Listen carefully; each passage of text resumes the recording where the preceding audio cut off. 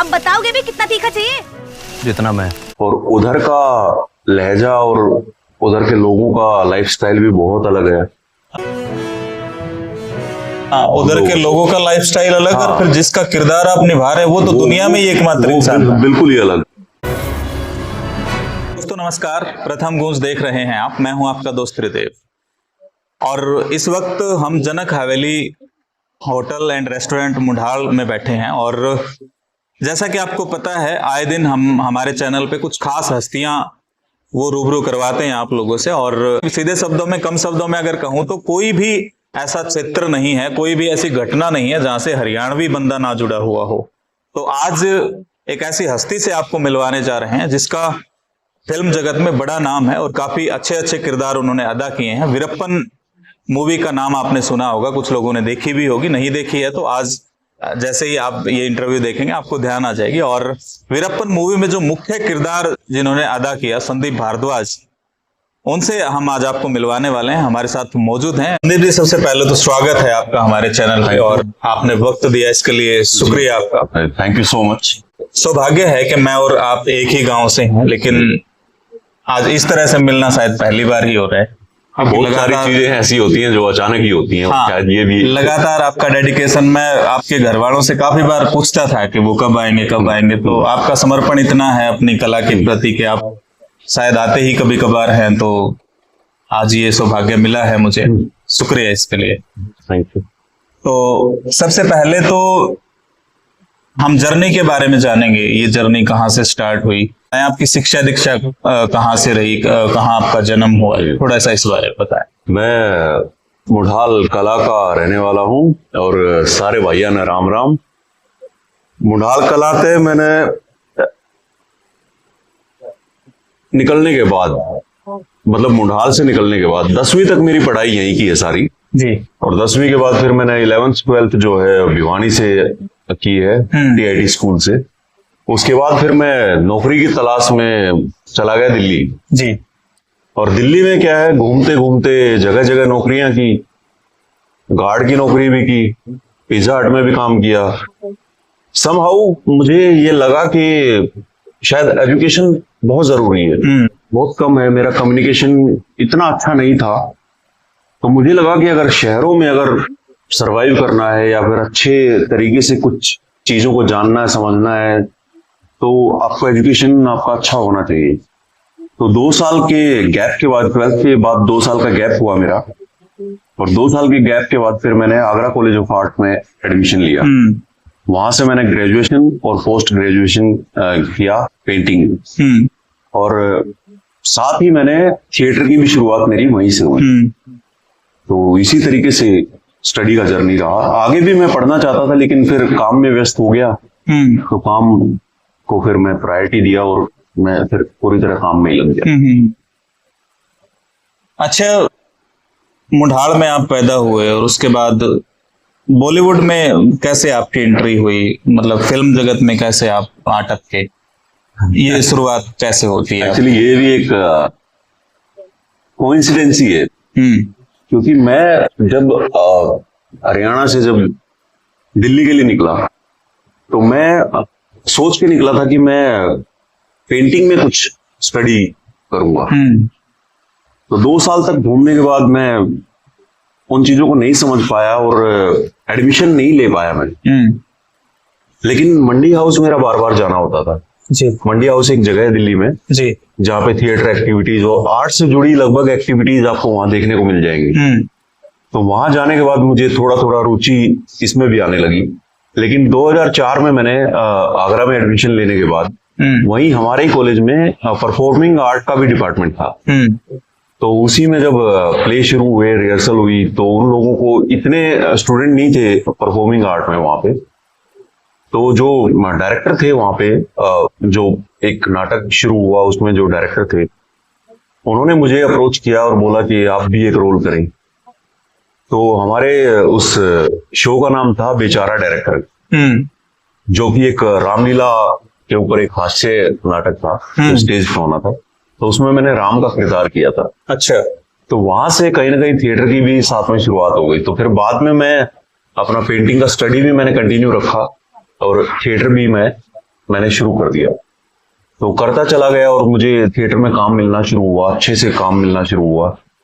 2008 या 9 में मैं जब दिल्ली आया तो मेरे एक दोस्त ने मंडी हाउस में मुझे बताया कि सोहेला कपूर एक शो प्लान कर रही हैं और आपको भी मिलना चाहिए उनसे जाकर। जी।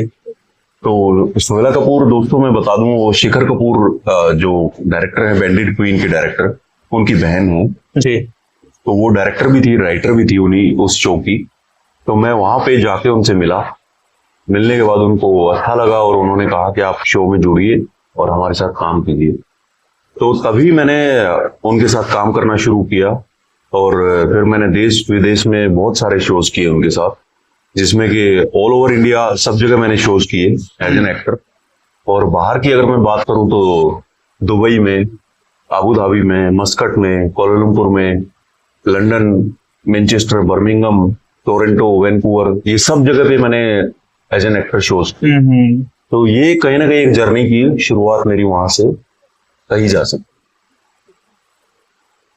वीरप्पन मूवी में आपका जो रोल है वो काफी धांसू रहा और एक परिचय आपका संदीप से पहले वीरप्पन है। आज वीरप्पन के तौर पे लोग आपको जानते हैं। काफी कुख्यात डाकू रहा है वीरप्पन और आपका जो रोल रहा वो भी काफी कुख्यात ही था उसमें, जितना मुझे याद है। शायद 8-9 साल पहले वो फिल्म आई थी। तो वीरप्पन के साथ जुड़ाव कैसे हुआ? वीरप्पन कैसे साइन किया आप? एक्चुअली क्या है कि जैसा कि मैंने बताया, मैं थिएटर में एक्टिव था। अलग अलग लोगों के साथ मैंने काफी शोज किए, थिएटर के प्लेस किए, अलग अलग डायरेक्टर के साथ काम किया। उसी बीच में मुझे एक फिल्म मिली जो कि रिलीज नहीं हो पाई और उसके तुरंत बाद एक और फिल्म मिली मुझे, जो कि हरियाणवी बैकग्राउंड की थी, हिंदी फिल्म थी, लेकिन उसकी पृष्ठभूमि जो है वो हरियाणा से रिलेटेड थी। तो उसको हमने करनाल में शूट किया, लेकिन उसका कुछ पोर्शन ऐसा था जो हम करनाल में कंप्लीट नहीं कर पाए थे। तो हम लोगों ने बॉम्बे में प्लान किया वो। जी। तो फिर मैं बॉम्बे गया उसके लिए। तो उसमें मैं एज एन कास्टिंग डायरेक्टर भी था और एक्टर भी था और डायरेक्शन में भी मैं लगा रहता था। कुछ ना कुछ सीखने को मिलता ही रहता था वहां पे। तो बॉम्बे जाने के बाद जब वहां पे हमने शूटिंग किया और उसके बाद फिर मैं बॉम्बे में ही मैंने रहना शुरू कर दिया और काफी सारे काम और भी किए, छोटी छोटी फिल्में, छोटे छोटे रोल करता चला गया जो मिला। बेबी में भी मैंने एक छोटा सा रोल किया था। उसके बाद जब हम लोग एक जगह पे गए स्ट्रगल के लिए, मैं और मेरा एक दोस्त, तो खबर पता चली कि राम गोपाल वर्मा एक दुबले पतले एक्टर जिसकी हाइट अच्छी हो, उनको ढूंढ रहे हैं। तो मेरे दोस्त ने मुझे बोला कि आपको भी अपनी पिक्चर्स भेज देनी चाहिए। तो मैं उस वक्त 4 बंगला महाड़ा में था और अपने उस प्रोड्यूसर से मिलने के लिए वेट कर रहा था और बहुत तेज बारिश थी। तो मैंने उसको, अपने दोस्त को बोला कि यार आप एक काम करो, मेरे फेसबुक से आप कुछ फोटोग्राफ जो आपको अच्छी लगती है आप वो निकाल के भेज दीजिए। उन्होंने वैसा ही किया और राम गोपाल वर्मा को मेरी पिक्चर्स अच्छी लगी, इंटरेस्ट आया उनको। तो मुझे मेरे दोस्त का फोन आया कि आपकी पिक्चर्स अच्छी लगी हैं और वहां से आपसे बात करना चाहते हैं। फिर हर्षल जो कास्टिंग संभाल रहे थे, उनका मेरे पास फोन आया कि ऐसे आरजीवी सर आपसे बात करना चाहते हैं। पहले तो मुझे लगा कि शायद कोई मजाक है कि इतना बड़ा डायरेक्टर मुझसे क्यों बात करेगा। उसके पास तो एक्टरों की लाइन है, बहुत बड़ी लाइन है और हर कोई काम करना चाहता है उनके साथ। बिल्कुल। फिर भी मैंने उनको बोला ठीक है, मैं अभी बारिश में हूं और मैं आधे घंटे में मैं अपने घर पे पहुंचूंगा, तो बात करते हैं। तो उन्होंने मुझे राम गोपाल वर्मा सर का नंबर भेजा और मेरा नंबर उनके पास पहुंचाया। तो साथ में कहा कि जब मैं बोलूं आपको तब आप कॉल कर लेना। मैंने बोला ठीक है। मैं घर पहुंचा, घर पहुंच के मैंने कॉफी पिया, थोड़ी देर मेडिटेशन किया कि क्या बात करूंगा इतने बड़े डायरेक्टर से। तो उनका फोन आया, उन्होंने बोला कि आप राम गोपाल सर को आप कॉल कर लीजिए। मैंने उनको फोन किया तो फोन नहीं उठाया। तो मैंने वापस उनको फोन किया, हर्षल को फोन किया कि यार फोन तो उठाया नहीं उन्होंने। तो उन्होंने बोला कि अननोन नंबर को वो कई बार नहीं उठाते, मैं फोन करके उनको बता देता हूँ कि आप फोन कर रहे हैं, फिर आप फोन कर लेना। मैं कहा ठीक है। तो उन्होंने उनको फोन किया, मैं वेट कर रहा था कि कब हर्षल मुझे बोले कि फोन करे। इतनी देर में मैं देखता हूँ कि आरजीवी सर का मुझे कॉल आता है। मैंने उठाया, उनसे नमस्कार किया। उन्होंने बोला कि कहाँ से आप और क्या क्या करते हैं। तो मैंने छोटा मोटा जो किया था अपने बारे में वो सब कुछ बताया उनको फोन पे। तो उन्होंने मुझे एक सवाल पूछा कि आप वीरप्पन के बारे में क्या जानते हैं। मैंने बोला सर बहुत ज्यादा तो नहीं, लेकिन जितना जो खबरों में आया है, उन दिनों में वो हाईलाइट पे भी रहा था 2004 से पहले, 2095 के बाद 1995 के बाद वो काफी हाईलाइट हो गए थे। तो उतनी खबर मेरे पास थी, क्योंकि साउथ इंडिया से कभी कोई वास्ता रहा नहीं। तो इतना सब मैंने बताया। तो उन्होंने मुझे बोला कि ठीक है कोई बात नहीं, बोलते कि मैं आपको 2-3 लाइनें भेजता हूँ, आप उनको अपने मोबाइल पे रिकॉर्ड कीजिए। हाँ, वो भेज दीजिए और वो मुझे भेज दीजिए। मैंने बोला ठीक है सर। तो उन्होंने मुझे 2-3 लाइनें भेजी और डायलॉग डिलीवरी, डायलॉग के लिए, हाँ एक तरह का टेस्ट कह सकते हैं आप। तो उन्होंने वो भेजी मुझे। अब मैं रहता था उस वक्त वर्सोवा में, वर्सोवा विलेज में, अंधेरी वेस्ट में ये है। और वहाँ बहुत क्राउडेड एरिया है, छोटे छोटे रूम हैं, उसी में हम 2-3 लोग एडजस्ट करके रह रहे थे वहां पे। तो वो दोपहर तक वो हो नहीं पाया, माहौल नहीं मिला। तो मैंने सोचा कैसे इसको मुझे कैसे भी करके आज भेजना है इसको, और ज्यादा लंबा तो है नहीं, 2-3 लाइनें हैं, इनको कैसे भी करके मुझे भेजना है। मैं वेट करता रहा। एक 9-9:30 बजे रात के टाइम पे एक दोस्त के घर पे गया, तो देखा वहां पे भी लाइटिंग वाइटिंग वो सब ऐसा सिस्टम नहीं था कि वहां से मैं करके भेज पाऊं। फिर मेरे एक दोस्त ने सलाह दी कि क्यों ना पार्क में चले, पार्क की लाइट अच्छी है और इस वक्त टाइम भी ज्यादा हो गया तो लोग भी नहीं होंगे। तो मुझे आइडिया अच्छा लगा, तो हम लोग पार्क में चले गए। एक ओपन ग्राउंड के जैसा था जहाँ पे लाइटें लगी हुई। तो हम लोगों ने 1-2 बार रिहर्स किया, उसको शूट किया, तो लेकिन अच्छा नहीं लग रहा था। कहीं ना कहीं लग रहा था कुछ मिसिंग के जैसा कुछ लग रहा है। तो ऐसा करते करते हम लोगों को रात के तकरीबन 2:30-3 बजे का टाइम हो गया।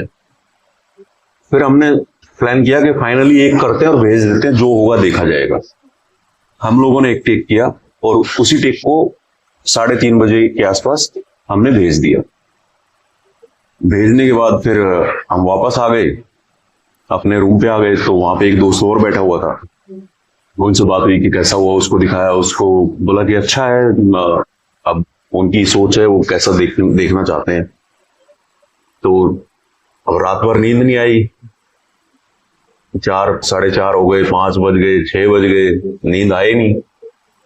सुबह 8:30 बजे मेरे मोबाइल पे मैसेज आया, can you call, Ram Gopal Verma sir का।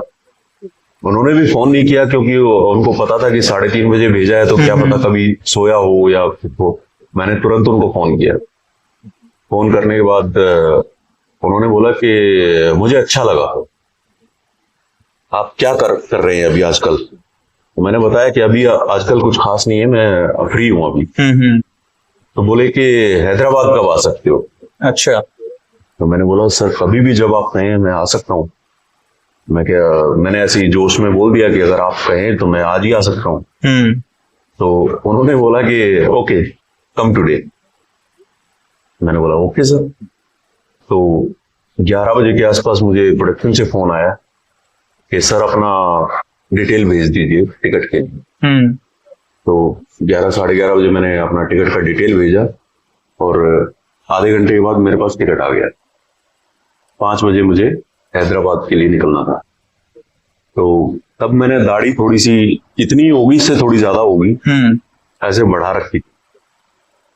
तो मैंने जैसे तैसे जो तैयारी करनी थी छोटी मोटी वो की, थोड़ा बहुत कुछ ढूंढने की कोशिश की यूट्यूब पे वीरप्पन के बारे में, लेकिन कुछ खास मिला नहीं मुझे। लेकिन जैसे तैसे जो भी था वो मैं हैदराबाद पहुंचा 7 बजे के आसपास। मुझे गाड़ी ने रिसीव किया और मुझे ऑफिस लेके गए, लेकिन आरजीवी सर वहां पे नहीं थे तब। उन्होंने मेरा मेजरमेंट लिया कपड़ों का और दाढ़ी काटने के लिए बोला कि सुबह दाढ़ी काटेंगे और एक टेम्पररी मुस्टैच ट्राई करेंगे। मैंने बोला ठीक है, जैसा आपको ठीक लगे। तो मुझे सुबह 7 बजे का कॉल टाइम बोला कि 7 बजे आपको ऑफिस में हम लोग कॉस्ट्यूम के साथ एक ट्रायल करेंगे। तो मैंने बोला ठीक है। मैं होटल गया, होटल जाके रेस्ट किया और सुबह 7 बजे हम लोग ऑफिस पे पहुंचे। ऑफिस पे पहुंचने के बाद जो असिस्टेंट थे आरजीवी सर के, उन्होंने हम छत पे जाके हम लोगों ने एक दूसरा सीन हम लोगों ने कॉस्ट्यूम पहन के और दाढ़ी काट दिया और टेम्पररी मुस्टैच लगाया गया, उसके साथ हम लोगों ने वो शूट किया। तब तक जैसे 2-3 टेक हम लोगों ने किए, तब तक आरजीवी सर ऑफिस पहुंच गए। तो वो टेक लेके आरजीवी सर को दिखाने के लिए गए और आते हुए स्माइल करते हुए आए। तो मैंने बोला हंस क्यों रहे हो यार, क्या हो गया? कहता है बॉस बुला रहे हैं। आरजीवी सर को सब लोग बॉस बोलते हैं। तो बोले कि बॉस बुला रहे हैं।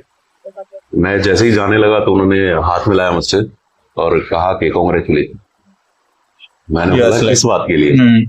तो कहता जाइए बॉस से मिलिए तो सही पहले। तो मैं गया अंदर, आरजीवी सर बैठे हुए थे, मैंने नमस्कार किया, बैठे, हम लोग बातचीत की। तो उन्होंने बोला कि क्या लगता है ये सीन के बारे में जो तुमने अभी किया है?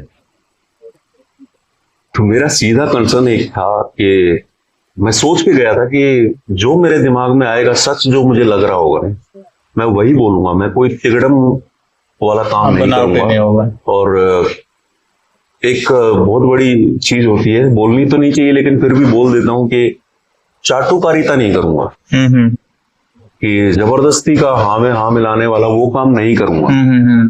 तो मैंने क्लियरली बोला उनको जो मेरे मन में उस सीन के बारे में था कि मुझे अच्छा नहीं लगा वो सीन।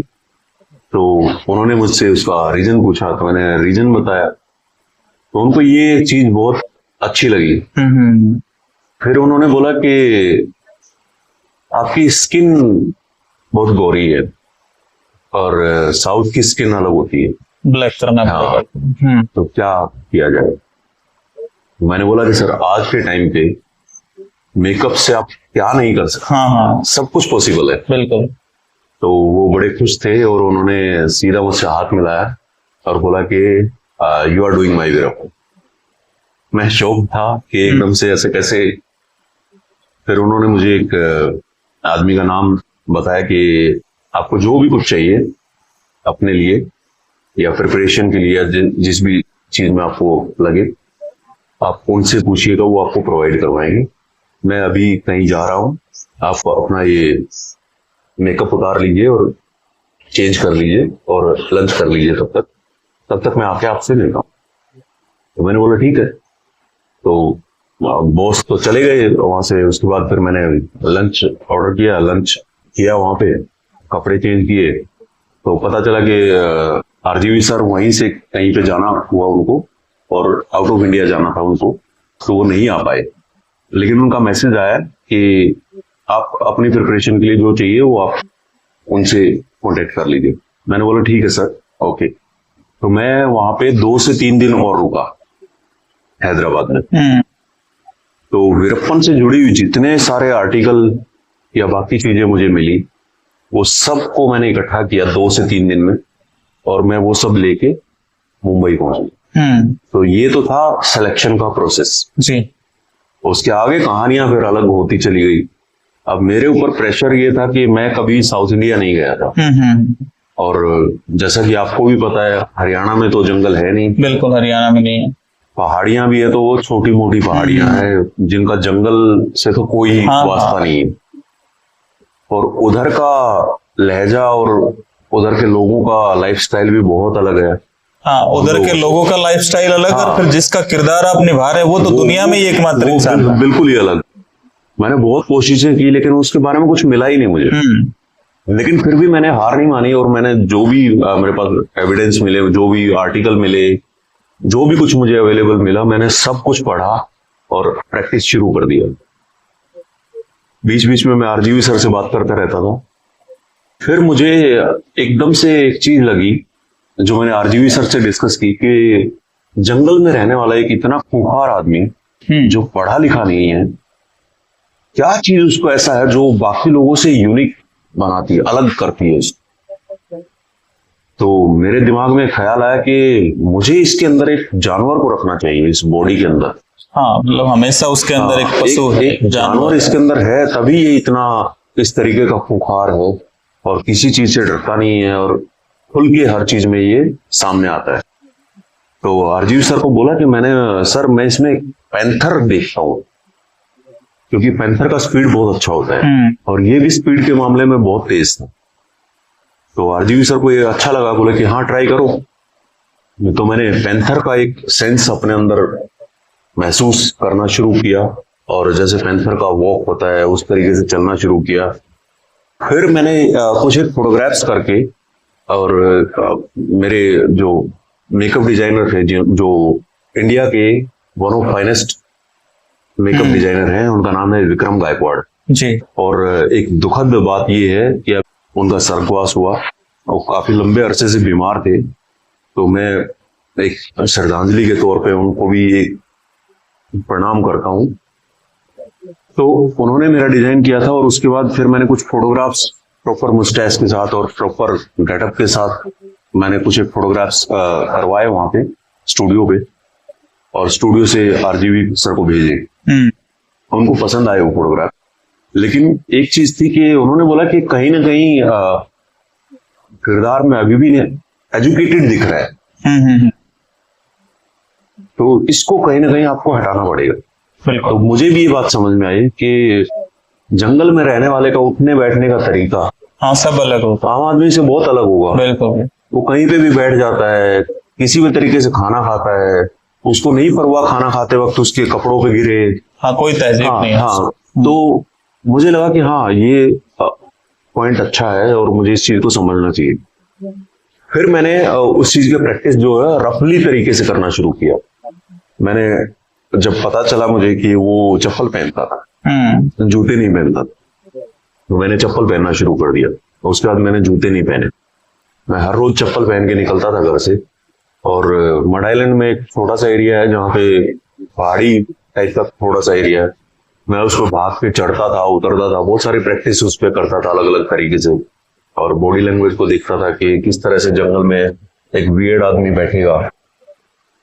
तो वो मतलब वैसे नहीं होते जंगल में रहने वाले लोग कि आपको एक अच्छी जगह चाहिए बैठने के लिए, जहां मन किया वहीं बैठ गए। तो उस तरीके से मैंने वो सब शुरू किया और ऐसे करते करते वो 20-22 दिन का जो गैप था वो हुआ खत्म। आरजीवी सर इन चीजों से बड़े प्रभावित हो, हाँ, एक्साइटेड थे वो। तो मुझे प्रोडक्शन से फोन आया कि इस तारीख से आपका शूट शुरू होने वाला है। मैं भी एक्साइटेड था, काफी एक्साइटेड था।